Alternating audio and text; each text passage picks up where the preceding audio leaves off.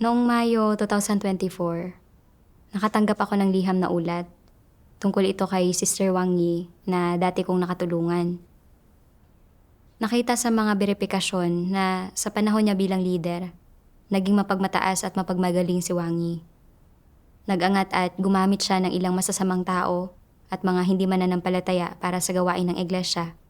At hindi siya nakinig ng payuhan siya ng iba na huwag itong gawin, na nagdulot ng malubhang pinsala sa gawain ng iglesia. Sa huli, tinanggal siya at ibinukod para magnilay sa kanyang sarili. Nang makita ko ang nangyayari kay Wang Yi, labis akong hindi mapakali. Pakiramdam ko, talagang mapanganib ang pagiging leader. Hindi mo masabi kung kailan ka maaaring gumawa ng masama at mabunyag at matiwalag.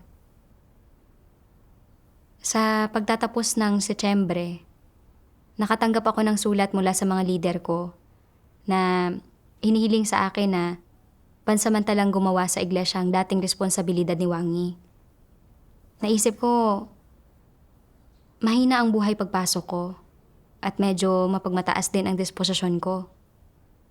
Kung hindi ko magawa ng maayos ang gawain, mabubunyag at matitiwalag din ba ako? Alam kong may pahintulot ng Diyos ang pagdating ng tungkuling ito sa akin at hindi magiging kaayon sa layunin ng Diyos kung tatanggi ako. Pero kung tatanggapin ko naman, natatakot akong mabunyag.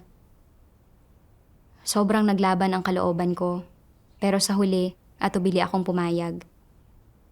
Pagkatapos, nagpunta ako para gumawa sa iglesyang ito. Pagkalipas ng ilang panahon, natuklasan ko na ang isang teknikal na supervisor ay walang pasanin sa kanyang tungkulin. Laging tamad at irresponsable at kailangang tanggalin sa lalong madaling panahon. Noong panahong iyon, isinaalang-alang kong iangat si Xinjiang para sanayin sa paggawa ng tungkulin bilang isang supervisor. Batay sa mga ebalwasyon mula sa mga kapatid, nakita ko na may pasanin si Xinjiang sa kanyang tungkulin at may mga kasanayan sa larangang ito, kaya maaari siyang ilagay sa probasyon sa loob ng ilang panahon.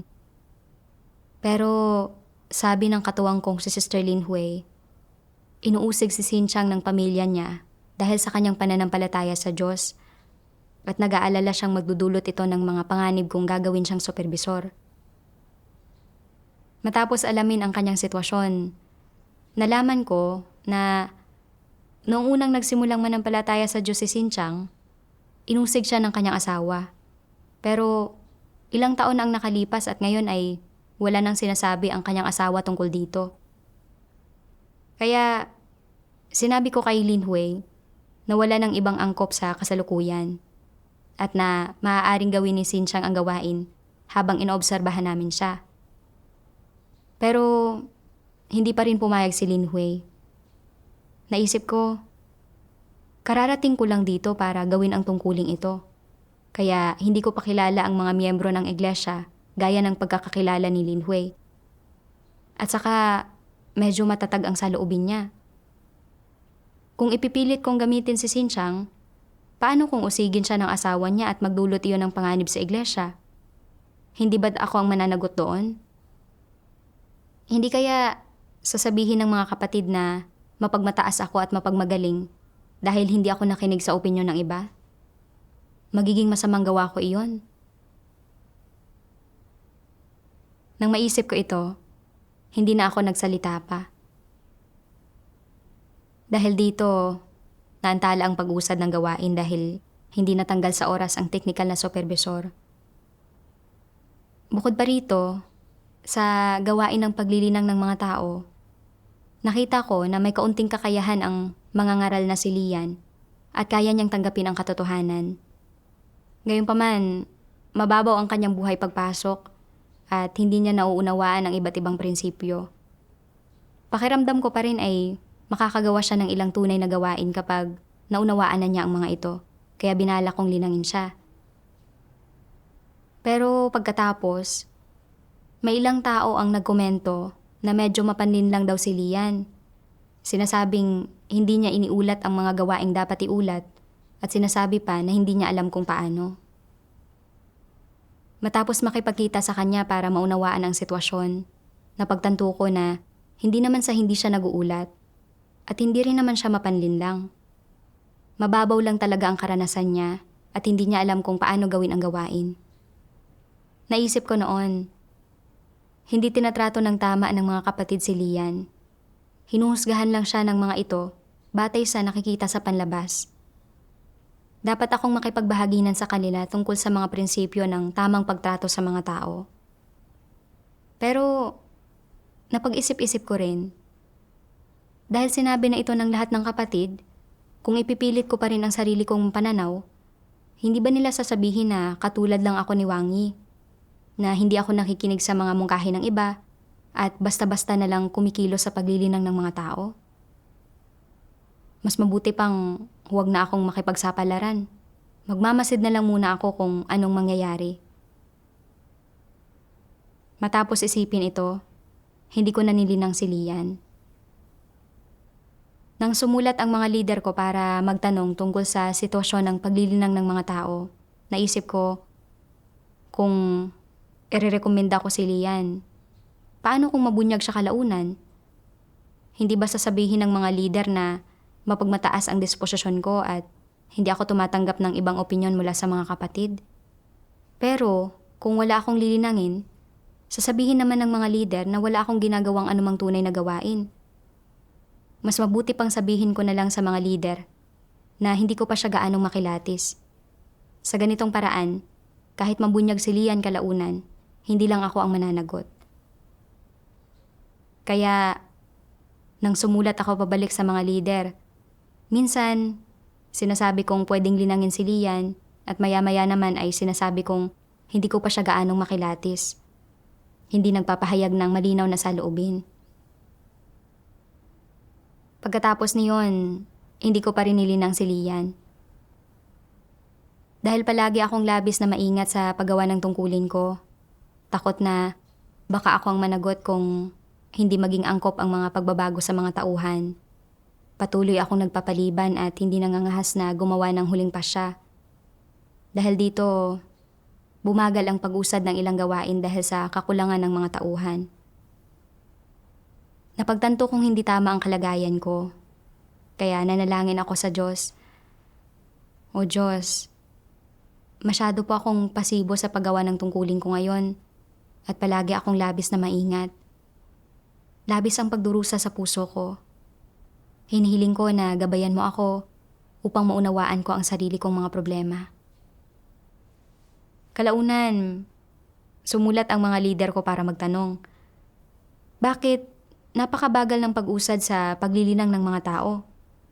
Nakikita namin na masyado kang pasibo sa paggawa ng iyong tungkulin at hindi namin alam ang dahilan.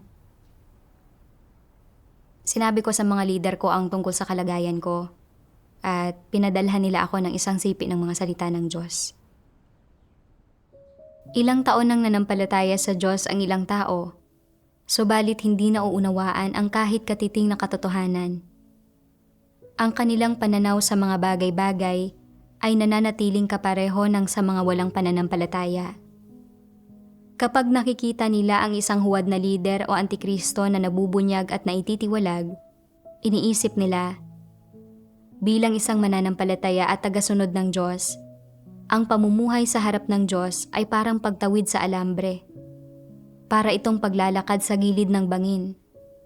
At sinasabi ng iba, ang pagiging leader o manggagawa at ang paglilingkod sa Diyos ay delikado. Katulad lang ito ng kasabihang, ang pagiging malapit sa hari ay kasing mapanganib ng pagsama sa tigre. Kung may magawa o masabi kang mali, masasalungat mo ang disposisyon ng Diyos at ititiwalag ka at parurusahan. Tama ba ang mga komentong ito? Pagtawid sa alambre at paglakad sa gilid ng bangin. Ano ang ibig sabihin ng mga salitang ito? Ang ibig sabihin ng mga salitang ito ay na napakamapanganib ng isang sitwasyon, na mahaharap sa malaking panganib ang isang tao sa bawat sandali at ang kaunting kapabayaan ay magpapatisod sa kanya. Ang pagiging malapit sa hari ay kasing mapanganib ng pagsama sa tigre, ay isang karaniwang kasabihan ng mga walang pananampalataya. Nangangahulugan ito na mapanganib na mamuhay sa presensya ng isang diablong hari. Kung iaangkop ng isang tao ang kasabihang ito sa paglilingkod sa Diyos, saan siya nagkakamali? Ang ikumpara ang isang diablong hari sa Diyos sa lumikha, hindi ba't kalapastanganan ito sa Diyos? Isa iyong malubhang problema. Ang Diyos ay isang matuwid at banal na Diyos. Ganap na likas at may katwiran na dapat parusahan ang tao sa paglaban sa Diyos at sa pagiging mapanlaban sa Kanya. Si Satanas at ang mga dyablo ay wala ni isang bahid ng katotohanan. Sila ay marumi at buktot, pinapatay nila ang mga inosente at nilalamon ang mabubuting tao. Paano sila maihahalin tulad sa Diyos? Bakit binabaluktot ng mga tao ang mga katunayan at sinisiraan ng puri ang Diyos? Malaking kalapastanganan ito sa Diyos. Kapag ang ilang tao na madalas negatibo at hindi gumagampan ng taos-puso sa kanilang mga tungkulin ay pinupungusan, nag-aalala sila na ititiwalag sila at kadalasan ay iniisip nila ang pananampalataya sa Diyos ay talagang parang pagtawid sa alambre. Sa sandaling may ginawa kang mali, pupungusan ka. Sa sandaling mailarawan ka bilang isang huwad na lider o antikristo, matatanggal ka at maititiwalag. Sa sambahayan ng Diyos, karaniwan ay nagagalit ang Diyos. At kapag nakagawa ng ilang masamang bagay ang mga tao, sa isang salita ay itinitiwalag sila. Ni hindi sila binibigyan ng pagkakataong magsisi. Ganoon nga ba talaga ang mga bagay-bagay? Talaga bang hindi binibigyan ng sambahayan ng Diyos ang mga tao ng pagkakataong magsisi? Ang masasamang tao at mga antikristong iyon ay itinitiwalag lamang dahil gumawa sila ng samot-saring kasamaan at pinungusan. Subalit sa kabila ng paulit-ulit na babala, hindi nila binabago ang kanilang gawi. Ano ang problema sa pag-iisip ng mga tao ng ganito? Gumagawa sila ng mapanlinlang na mga pangangatwiran para sa kanilang sarili. Hindi nila hinahangad ang katotohanan, ni hindi sila nagtatrabaho ng maayos, at dahil takot silang mapaalis at maitiwalag, buong pait silang nagrereklamo at nagpapakalat ng kanilang mga kuro-kuro. Malinaw na mababa ang kanilang pagkatao at madalas ay pabaya sila at negatibo at nagpapakatamad sa gawain nila. Takot silang mabunyag at maitiwalag, kaya ipinapasa nila ang lahat ng sisi sa iglesia at sa Diyos. Ano ang kalikasan nito? Ito ay ang paghusga sa Diyos, pagrereklamo tungkol sa Kanya at paglaban sa Kanya. Ang mga komentong ito ang pinakamalinaw na mga maling paniniwala at pinakakatawa-tawang mga pahayag. Ang katunayang nasasabi ng mga taong ito ang gayong mga bagay ay patunay na sa kabila ng ilang taon ng pananampalataya sa Diyos, hindi man lang nila hinangad kailanman ang katotohanan. Ito lamang ang magsasanhi sa kanila na bumaba sa antas ng panghuhusga sa Diyos, ng paglaban sa Kanya at ng paglapastangan sa Kanya. Tumimo sa puso ko at mahirap tiisin ang mahigpit na paglalantad ng Diyos. Naalala ko noong nakita kong tinanggal si Wangi dahil sa pagiging mapagmataas, pagpipilit sa kanyang sariling mga pananaw, pagpili ng mga tao ng labag sa mga prinsipyo at panggagambala at panggugulo sa gawain ng iglesia. Dahil doon, naramdaman ko na ang paggawa ng tungkulin ng isang leader ang dahilan kung bakit siya nakagawa ng masasamang gawa na ito. Naisip ko na hindi ako kailanman dapat maging leader sa hinaharap. Kung gagawa ako ng masama, mawawalan ako ng pagkakataong maligtas. Nang hilingin sa akin ng mga nakatataas na leader na pamahalaan ang gawain ng iglesia, pumayag ako sa panlabas. Pero sa puso ko, mapagbantay ako. Pakiramdam ko, mapanganib na tungkulin ang pagiging leader. At takot akong magkamali at pagkatapos ay mabunyag at matanggal. Malinaw kong nakita na iresponsable sa kanyang tungkulin ang teknikal na supervisor at kailangang tanggalin agad. Matapos kong timbangin ang mga bagay-bagay, naramdaman kong angkop na kandidato si Xinxiang at ginusto kong iangat at linangin siya.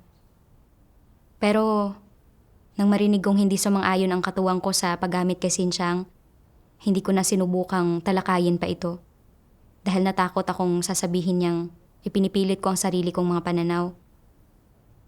Natakot din ako na baka muling usigin si Xinxiang ng kanyang asawa at ako ang mananagot kung magdudulot ito ng gulo sa iglesia. Kaya hindi ko napalitan sa tamang oras ang supervisor na nagpaantala sa pag-usad ng gawain. Isa pa, gusto kong linangin si Lian. Pero nang marinig kong hindi magandang ebalwasyon sa kanya ng ilang kapatid, kahit alam kong dapat akong makipagbahaginan sa kanila tungkol sa mga prinsipyo ng patas na pagtrato sa mga tao, natakot akong baka sabihin nilang mapagmataas ako at hindi nakikinig sa iba, kaya hindi ako nangahas na magpumilit. Dahil sobrang duwag ako at nag-aalangan sa paggawa ng tungkulin ko, at hindi ako nangahas na manindigan, hindi nalinang sa tamang oras ang mga tauhan na nakahadlang sa gawain ng iglesia. Mula sa mga salita ng Diyos, nakita ko na ang lahat ng kaisipang ito ay pagiging mapagbantay ko laban sa Diyos. Ang mga makamundong hari ay hindi patas o matuwid. Sa sandaling makita nilang may isang taong may nagawang mali o may nagawang bahagyang hindi nila ikinasiya, pinahihirapan nila ito. Itinuring ko ang Diyos na tulad lang ng isang makamundong hari na sa sandaling magkamali ang mga tao, agad niya silang pananagutin, tatanggalin at ititiwalag. Isa itong malubhang kalapastanganan sa Diyos. Kung iisipin, ang kabiguan ni Wang Yi ay pangunahing dahil sa mapagmataas ng disposisyon. Basta-basta siyang kumilo sa kanyang tungkulin, hindi nakinig kahit pinayuhan siya ng mga kapatid, at lubha siyang mapilit tungkol sa sarili niyang mga pananaw. Nagdulot ito ng pinsala sa gawain kaya siya tinanggal. Hindi naman sa natiwalag siya dahil sa isang pagkakamali. Hindi ko tiningnan ang konteksto o ang takbo ng mga pangyayari, kundi hinusgahan ko lang batay sa panlabas na anyo. Pinalabas na nabunyag siya dahil ginagawa niya ang tungkulin ng isang lider.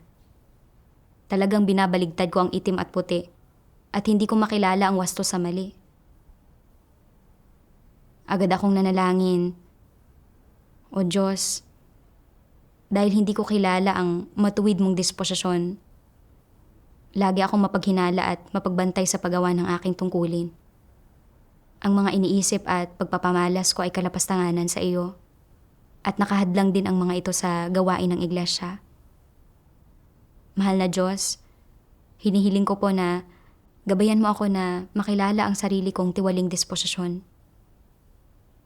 Pagkatapos, nagnilay-nilay ako. Anong tiwaling disposisyon ang nagiging dahilan para maging mapagbantay ako sa Diyos sa ganitong paraan? Isang araw, nabasa ko ang isang sipi ng mga salita ng Diyos. Dapat harapin ng mga tao ang kanilang mga tungkulin at ang Diyos ng may matapat na puso. Dapat magawa ito ng mga taong may takot sa Diyos. Anong klase ng saloobin sa Diyos mayroon ang mga taong may matapat na puso? Kahit papaano man lang, mayroon silang may takot sa Diyos na puso. Mayroon silang pusong nagpapasakop sa Diyos sa lahat ng bagay. Ibig sabihin, hindi sila nagtatanong tungkol sa mga pagpapala o kapahamakan. Hindi sila naghahain ng mga kondisyon at ipinauubayan nila ang kanilang mga sarili sa ilalim ng pamamatnugot ng Diyos. Sila ay mga taong may matapat na puso. Iyong mga palaging nagdududa sa Diyos, palaging nagsisiyasat sa Kanya, palaging sinusubukang makipagtawaran sa Kanya, sila ba ay mga taong may matapat na puso? Ano ang nananahan sa loob ng puso ng gayong mga tao? Panlilinlang at kabuktutan. Palagi silang nagsisiyasat.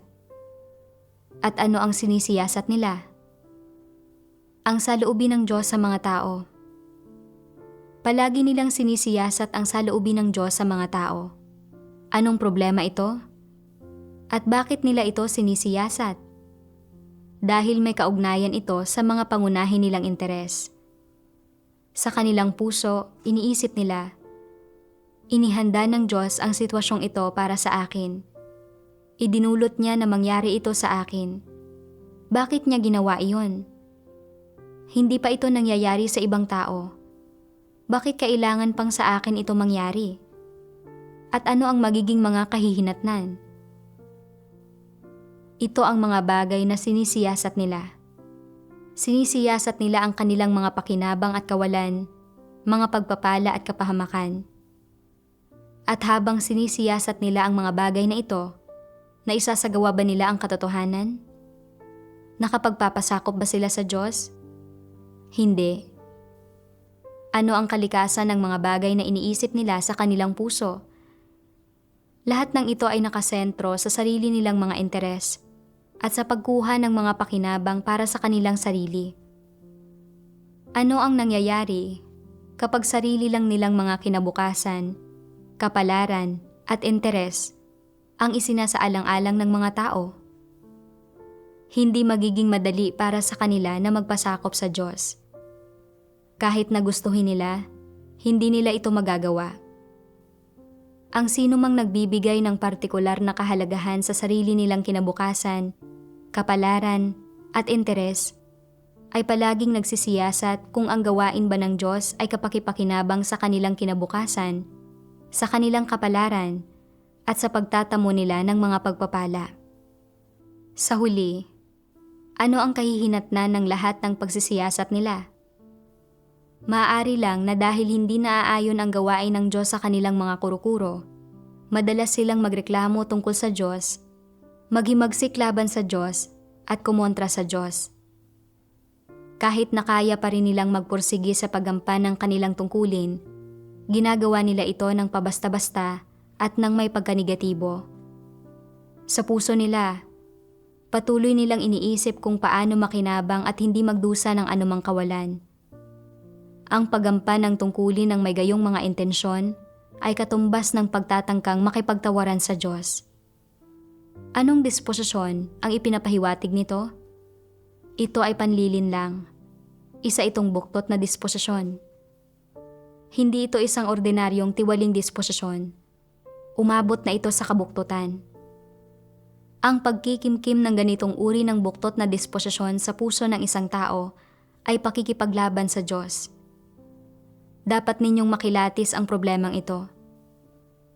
Kung palaging sinisiyasat ng isang tao ang Diyos at ginagampanan ang kanyang tungkulin ng may pag-iisip na nakikipagtransaksyon, magagawa ba niyang tuparin ng maayos ang kanyang tungkulin? Tiyak na hindi. Hindi niya sinasamba ang Diyos ng may puso at pagkamatapat at hindi niya tinatrato ng matapat ang kanyang tungkulin.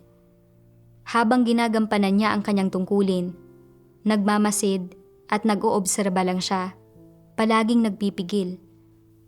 Ano ang kahihinatnan nito? Hindi gumagawa ang Diyos sa kanya. Siya ay magulo ang isip at nalilito. Hindi niya nauunawaan kung ano ang mga katotohanang prinsipyo at palagi siyang kumikilos ayon sa sarili niyang kalooban, palaging nagkakamali. Ipinakita sa akin ang paglalantad ng mga salita ng Diyos kung gaano ako kamakasarili at kasuklam-suklam. Naisip ko kung paano, mula noong hawakan ko ang liham na ulat laban kay Wangi, nagkaroon ako ng mga kuro-kuro sa puso ko tungkol sa Diyos at naramdaman kong nabunyag si Wangi dahil lang sa tungkulin niya bilang leader. Dahil sa walang katotohanang pananaw na ito, naging duwag ako at nag-aalangan sa paggawa ng tungkulin ko. Malinaw kong nakita na kailangang tanggalin sa tamang oras ang mga hindi angkop na tauhan at nakahanap din ako ng mga taong maaaring linangin. Ngunit, nang makarinig ako ng magkakaibang opinyon, nag-alala ako na kung magkamali ako ng desisyon, ako ang mananagot. Kaya ipinagpaliban ko ang paninindigan. Mas pinili kong hayaang mahadlangan ang gawain ng iglesia kaysa agad na muling magtalaga ng mga tauhan at naantala ko ang pag-usad ng gawain.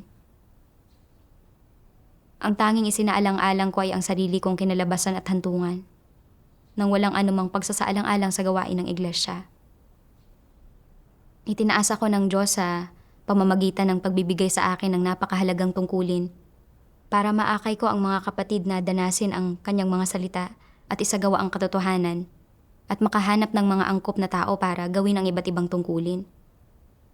Ngunit, tangtangi kong isinaalang-alang ay ang sarili kong mga interes.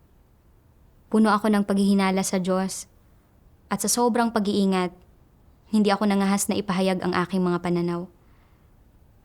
Hindi ko talaga tinutupad ang aking mga responsibilidad. Ang mga taong may matapat na puso ay tinatrato ang kanilang tungkulin ng may tunay na puso. Ang iniisip nila ay kung paano protektahan ang mga interes ng sambahayan ng Diyos at nakakamit nila ang pamumuno ng Diyos sa kanilang tungkulin. Ngunit, kung titingnan ko ang sarili ko, palagi akong nag-aalala na baka kapag maling tao ang magamit ko ay mabunyag at matiwalag ako. Ang tanging iniisip ko lang ay kung paano protektahan ang sarili kong mga interes. Sa pagdadala ko ng gayong pag-iisip sa aking tungkulin, naging imposible para sa akin na matanggap ang pamumuno at mga pagpapala ng Diyos. Pagkatapos, pinagnilayan ko kung bakit ako palaging labis na maingat sa paggawa ng tungkulin ko. Takot na kapag nagpahayag ako ng ibang opinyon, sasabihin ng mga tao na mapagmataas ako at mapagmagaling. Ano nga ba ang pagkakaiba ng pagiging mapagmataas at mapagmagaling sa pagtataguyod ng mga prinsipyo? Sa paghahanap ko, nabasa ko ang mga salita ng Diyos. Mayroong ilang tao na madalas lumalabag sa mga prinsipyo kapag kumikilos sila at hindi sila tumatanggap ng pagpupungos. Malinaw nilang alam sa puso nila na naaayon sa katotohanan ang mga sinasabi ng iba, ngunit hindi nila tinatanggap ang mga ito. Ang gayong mga tao ay napakayabang at labis na nag-aakalang mas matuwid sila kaysa sa iba. Bakit ko sinasabing mayabang sila? Sa kanilang pagtanggi na tumanggap ng pagpupungos, suwail sila. At hindi ba't ang pagkasuwail ay kayabangan? Iniisip nila na mahusay silang gumagawa at hindi nila iniisip na nakakagawa sila ng anumang maling gawa, na nangangahulugang hindi nila kilala ang kanilang sarili at na mayabang sila. Kaya, kung dumating ang oras sa panahon ng iyong tungkulin, na hati-hati ang opinyon ng lahat, paano ka dapat magsagawa? Malulutas ba ang problema kung makikipagtalo ka ng walang tigil tungkol dito? Hindi. Kung gayon, paano mo dapat lutasin ang problema? Sa sitwasyong ito, ang isang taong nakakaunawa sa katotohanan ay dapat mangunang lutasin ang issue. Inilalahad muna ng malinaw ang issue at hinahayaan ang magkabilang panig na ipahayag ang kanilang opinyon. Pagkatapos, dapat hanapin ng lahat ang katotohanan ng sama-sama at pagkatapos nilang manalangin sa Diyos, pagbahaginan ang nauugnay na mga katotohanan ng mga salita ng Diyos. Pagkatapos nilang magbahaginan sa mga katotohanang prinsipyo at magkaroon ng kalinawan, magagawa na ng magkabilang panig na magpasakop. Dapat matutunan ng lahat na magpasakop sa katotohanan. Ang pagkakaroon ng isang di natitinag at matatag na saloobin sa pagprotekta sa mga interes ng sambahayan ng Diyos ay isang pagpapamalas ng pagkakaroon ng matatag na paninindigan at pagkapit sa mga prinsipyo at sinasang-ayunan ito ng Diyos. Kahit na sa tingin ng iba ay may problema sa paraan ng pagsasalita o sa saloobin ng gayong tao, sa realidad, hindi ito isang problema. Isa itong pagpapamalas ng pagtataglay ng katotohanang realidad. Ang ilang taong walang espiritual na pangunawa at may mga lihim na motibo ay susubukang samantalahin ito. Pero hindi talaga ito nagsasangkot ng pagbubunyag ng isang tiwaling disposisyon. Tandaan, ang pagkapit sa mga katotohanang prinsipyo ang pinakamahalaga. Kung hindi kumakapit ang isang tao sa mga katotohanang prinsipyo, gaano man kaganda ang mga salitang sinasabi niya, Isa siyang mapagpaimbabaw. Tinulungan ako ng mga salita ng Diyos na maunawaan ang pagkakaiba ng pagiging mapagmataas at mapagmagaling sa pagtataguyod ng mga prinsipyo. Ang pagiging mapagmataas at mapagmagaling ay nangangahulugan na kapag malinaw na lumalabag ang mga kilos mo sa mga prinsipyo, subalit ipinipilit mo pa rin ang sarili mong mga pananaw at ayaw mong tanggapin kapag tinutukoy ng iba ang mga problema mo o pinupungusan ka, sa halip ay naniniwala ka lang na ikaw ang tama. Pero, ang pagpipilit na gawin ng isang bagay, matapos hanapin at kumpirmahin na ito ay katugma sa mga prinsipyo, ito ang pagtataguyod ng mga prinsipyo, at ito ay kaayon sa layunin ng Diyos. Nakita ko na may pasanin si Xinqiang para sa kanyang tungkulin, at nauunawaan niya ang teknikal na bahagi. Kaya, angkop siyang maging isang teknikal na supervisor. Nag-aalala ang katuwang ko sa kapaligiran sa bahay ni Xinqiang at ayaw siyang iangat. Dapat ay hinanap ko ang katotohanan kasama ang katuwang ko para matiyak na nag-aangat at gumagamit kami ng mga tao ayon sa mga prinsipyo para hindi maapektuhan ang gawain ng iglesia. Nakita ko na maaaring linangin at sanayin si Lian. Pero dahil hindi nauunawaan ng mga kapatid ang mga prinsipyo, hinusgahan nila siya batay sa panlabas na anyo at hindi naging objektibo ang kanilang ebalwasyon sa kanya. Dapat ay ginabayan ko sila na tingnan ang mga tao ayon sa mga salita ng Diyos. Pero natakot ako na baka sabihin nilang mapagmataas ako at mapilit sa sarili kong mga pananaw. Kaya itinigil ko ang paglilinang sa kanya. Nakita ko kung gaano talaga kakatuwa ang pagkaunawa ko.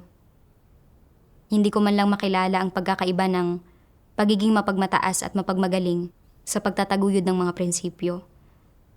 Itinuring kong pagmamataas ang paghawak sa mga isyu ayon sa mga prinsipyo.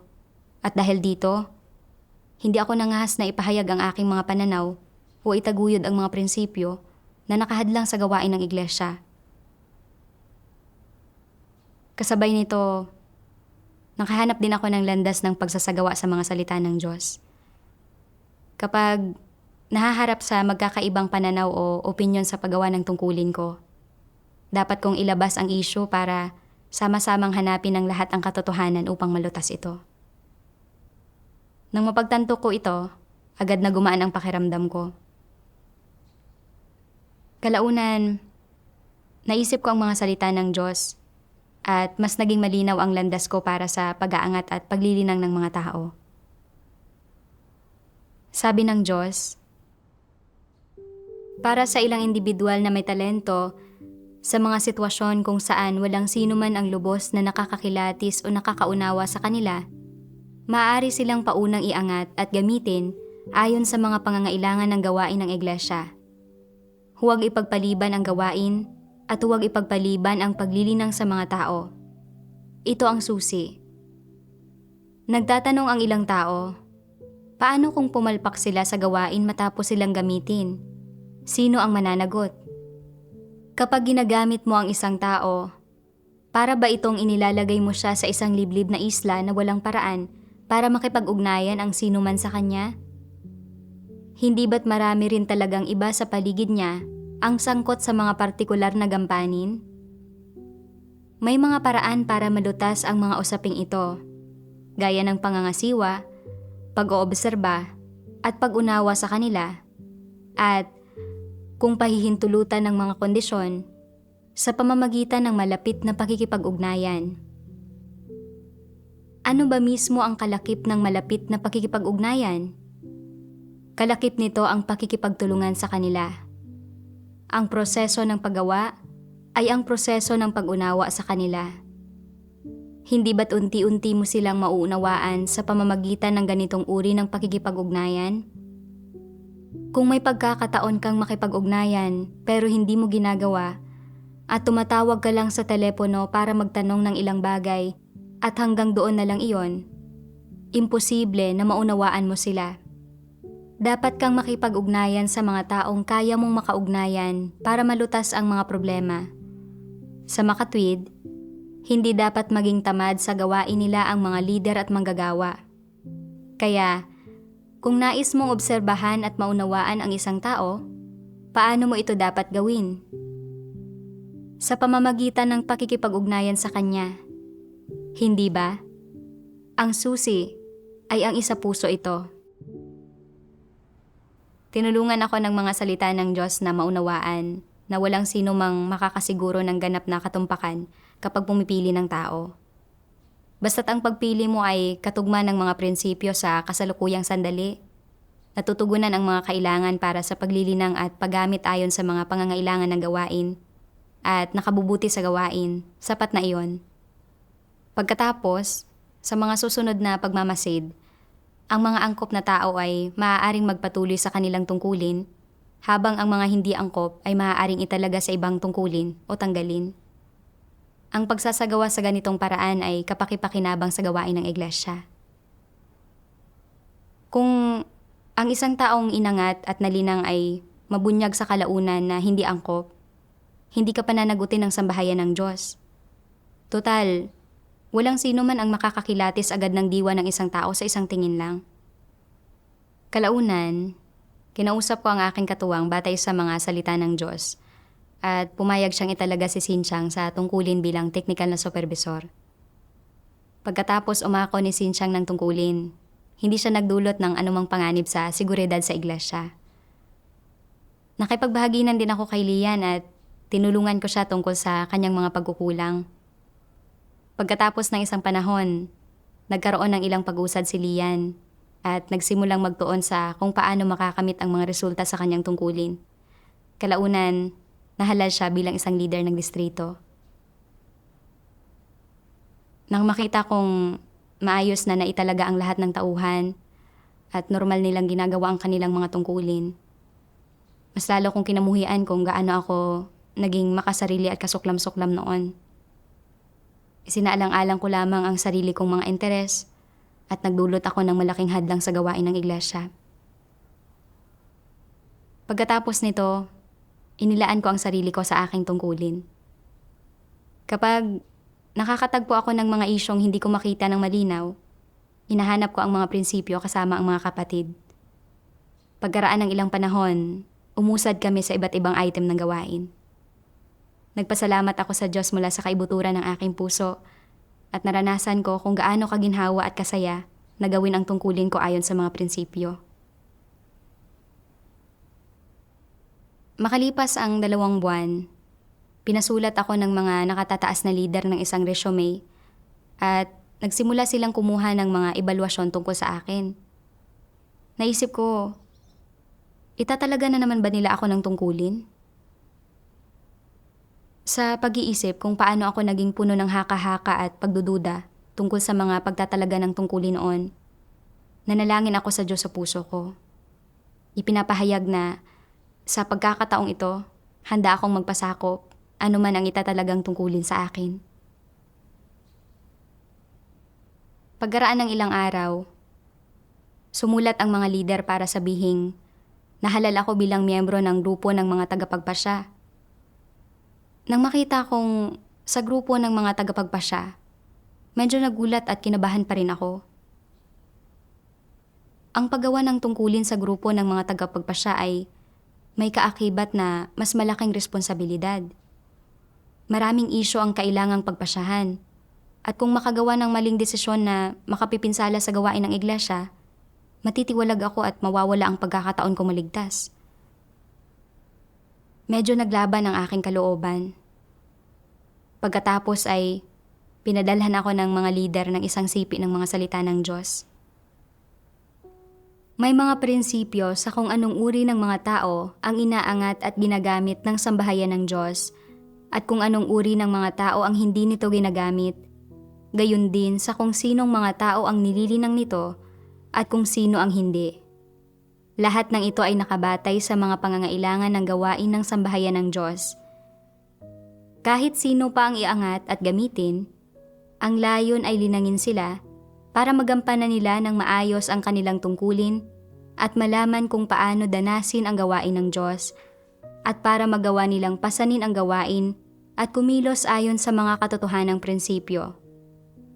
Anuman ang problemang nilulutas, ang layon ay bigyang kakayahan sila na maunawaan ang higit pang katotohanan at matutong kumuha ng mga aral at magkamit ng pagkilatis mula sa iba't ibang tao, pangyayari, at bagay na nakakaharap nila. Sa ganitong paraan, mas madali para sa kanila na pumasok sa katotohanang realidad sa lahat ng aspekto. Hindi ito tungkol sa pagsasamantala sa iyo para magserbisyo ka, lalong hindi ito tungkol sa pagsasamantala sa iyo para punan ang isang bakanteng posisyon dahil walang mahanap na angkop na tao, para lang paalisin ka kapag may dumating na angkop na tao. Hindi ganoon iyon. Sa katunayan, binibigyan ka nito ng pagkakataon na sanayin ang iyong sarili. Kung hahangarin mo ang katotohanan, makakapanindigan ka. Kung hindi mo hahangarin ang katotohanan, hindi ka pa rin makakapanindigan. Tiyak na hindi dahil sa hindi ka gusto ng sambahayan ng Diyos, kaya maghahanap ito ng magagamit laban sa iyo at maghahanap ng pagkakataon para itiwalag ka. Kapag sinabi ng sambahayan ng Diyos na lilinangin at iaangat ka nito, tunay ka nitong lilinangin. Ang mahalaga ay kung paano mo pinagsisikapan ang katotohanan. Kung hindi mo tinatanggap ang katotohanan kahit kaunti, susukuan ka ng sambahayan ng Diyos at hindi ka na nito lilinangin. Ang ilang tao, pagkatapos ng isang panahon ng paglilinang, ay tinatanggal dahil mahina ang kanilang kakayahan at hindi sila makagawa ng aktwal na gawain. Ang ilan, sa panahon ng kanilang paglilinang, ay hindi tumatanggap ng katotohanan kahit kaunti, kumikilos ng sutil at gumagambala at gumugulo sa gawain ng sambahayan ng Diyos at sila ay tinatanggal. Mayroon pa ring iba na hindi talaga naghahangad sa katotohanan, na tumatahak sa landas ng mga antikristo, palaging gumagawa para sa kasikatan, pakinabang at katayuan, at sila ay tinatanggal at itinitiwalag. Ang mga sitwasyong ito ay pawang pinangangasiwaan ayon sa mga prinsipyo ng sambahayan ng Diyos sa paggamit sa mga tao. Lilinangin pa rin ng sambahayan ng Diyos ang mga kayang tumanggap ng katotohanan at magsikap para sa katotohanan, kahit pa makagawa sila ng mga pagsalangsang sa pamamagitan ng paggawa ng ilang pagkakamali. Kung hindi ito isang taong kayang tumanggap ng katotohanan at hindi niya tinatanggap ang katotohanan kapag dumarating sa kanya ang pagpupungos, dapat siyang direktang tanggalin at itiwalag. Ano man ang sitwasyon, kapag inaangat ng sambahayan ng Diyos ang mga taong ito ay palaging para linangin sila at akayin sila sa katotohanang realidad, umaasang magagawa nila ng maayos ang gawain ng iglesia at matutupad ng maayos ang mga tungkuling dapat nilang tuparin. Kahit pa hindi mo alam kung paano gawin ang ilang gawain dahil ikaw ay hangal at kulang sa malalim na pangunawa o dahil mahina ang iyong kakayahan, hanggat pinagsisikapan mo ang mga katotohanang prinsipyo, mayroon kang ganitong pakiramdam ng responsibilidad. Handa kang gawin ng maayos ang gawaing ito at kaya mong pangalagaan ang gawain ng iglesia, lilinangin ka pa rin ng sambahayan ng Diyos kahit pa nakagawa ka ng ilang kahangalan noon. Ang ilang tao, bagamat medyo mahina ang kanilang kakayahan, ay kaya pa rin gumawa ng ilang simpleng gawain. Bagamat ang kanilang pagbabahagi tungkol sa katotohanan para lumutas ng mga problema ay hindi makapagdudulot ng magagandang resulta, kaya nilang pangalagaan ang gawain ng iglesia. Anumang aspekto ng katotohanan ang pinagbabahaginan sa bawat pagtitipon, kaya nila itong tanggapin at kaya nilang maging masunurin at mapagpasakop. Kung may anumang gawaing hindi nagawa ng maayos, kaya nilang matuto ng mga aral mula rito. Bagamat medyo mahina ang kanilang kakayahan, kayang pagsikapan ng kanilang puso ang katotohanan. Pagkatapos gumawa sa loob ng ilang panahon, umuunlad sila at ang kanilang mga resulta ay paganda ng paganda. Sa aking mga mata, ang gayong mga tao ay may pag-asa na makamit ang kaligtasan. Karamihan sa mga tao ay naniniwala na ang mga may mahusay na kakayahan ay malamang na makamit ang kaligtasan. Sa aking pananaw, hindi naman ito tiyak. Ang susi ay kailangang hangarin ng mga tao ang katotohanan para makamit nila ang gawain ng banal na espiritu, maiwaksi ang kanilang mga tiwaling disposisyon at makamit ang kaligtasan. Ang ilang tao ay may katamtamang kakayahan at ang mga resulta ng kanilang tungkulin ay katamtaman din. Ngunit pagkatapos ng maraming taon ng pagdidilig at pagtustos mula sa sambahayan ng Diyos, sinisimula nilang ilagay ang kanilang puso sa katotohanan at tunay ngang nauunawaan nila ang ilang katotohanan. Nagkakamit din sila ng ilang praktikal na karanasan. Kaya nilang kilatisin ang ilang bagay at kayang lutasin ang ilang problema, nakakagawa ng palaking pag-usad sa gawain ng iglesia. Napakaganda nito. Ang gayong mga tao ay karapat-dapat na linangin. Labis akong naantig sa mga salita ng Diyos at lalo kong naramdaman kung gaano ako kasuklam-suklam at kabuktot na sa sarili kong makitid na pag-iisip ay palaging naghihinala sa Diyos. Kasabay nito, mula sa mga salita ng Diyos, naunawaan ko rin na may mga prinsipyo ang sambahayan ng Diyos sa pag-aangat at pagtitiwalag ng mga tao. Kapag may sino mang inaangat at ginagamit, ginagawa ito ng may tunay na intensyong linangin sila. Inililigtas at pineperpekto ng Diyos ang mga naghahangad ng katotohanan. Ibinubunyag at itinitiwalag niya ang mga hindi. Bagamat ang mga naghahangad ng katotohanan ay maaaring may mga paglihis at pagkukulang sa kanilang tungkulin, basta tinatanggap nila ang katotohanan, uunlad sila ng uunlad at hindi sila matitiwalag. Ang mga natitiwalag ay sa huli tinatanggal lamang dahil hindi sila naghahangad ng katotohanan, hindi ginagawa ng maayos ang kanilang tungkulin, gaano man sila tulungan at suportahan at inaantala ang gawain ng iglesia.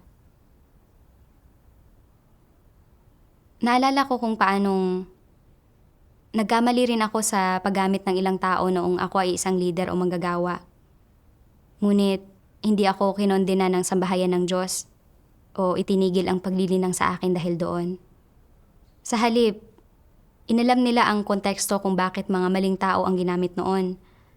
At nang makitang nakapagnilay-nilay ako at medyo naunawaan ko na ang sarili ko, binigyan nila ako ng isa pang pagkakataon na sanayin ang sarili ko. Nang mapagtanto ko ito, napanatag ang puso ko. Nanalangin ako sa Diyos, handang magpasakop sa mga pagsasaayos ng iglesia, at pagkatapos ay tinanggap ko ang tungkulin. Minsan, nang naghahalal kami ng isang supervisor ng pangkat, tinitingnan namin ang mga ebalwasyon ng isang sister.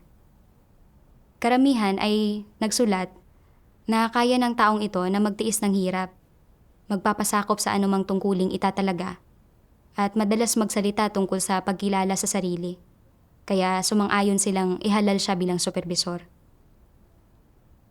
Nakasalamuha ko na dati ang sister na ito. Batay sa pagkakakilala ko sa kanya, palagi siyang bigong sumunod sa mga prinsipyo sa kanyang tungkulin. Nakapagsasalita siya ng ilang salita at doktrina, ngunit walang katotohanang realidad at hindi makalutas ng mga aktual na problema at walang nakamit na resulta sa kanyang tungkulin. Hindi siya angkop na maging isang supervisor. Gusto kong ipahayag ang sarili kong pananaw, pero naisip ko, dahil sumang-ayon na ang lahat ng katuwang ko na siya ang maging supervisor, kung ako lang ang hindi sasang-ayon, sasabihin kaya nila na masyado akong mapagmataas? Nag-alinlangan ako ng kaunti. Sa sandaling iyon, naalala ko ang pagkakaiba ng pagtataguyod ng katotohanan at pagiging mapagmataas at mapagmagaling. Ang pagkilos ayon sa mga prinsipyo ay hindi pagmamataas. At saka, hindi nila gaanong kilala ang taong ito. Dapat kong sabihin ang sarili kong pananaw at timbangin ang usapin kasama ng lahat ayon sa mga prinsipyo. Kaya, ipinahayag ko ang aking pananaw. Pagkatapos nilang marinig ito, naramdaman nilang hindi angkop na iaangat ang taong ito sa ngayon at kailangang obserbahan ang kanyang mga pagpapamala sa hinaharap. Sa pagsasagawa sa ganitong paraan, nakaramdam ng labis na kapanatagan ang puso ko. Salamat sa Diyos.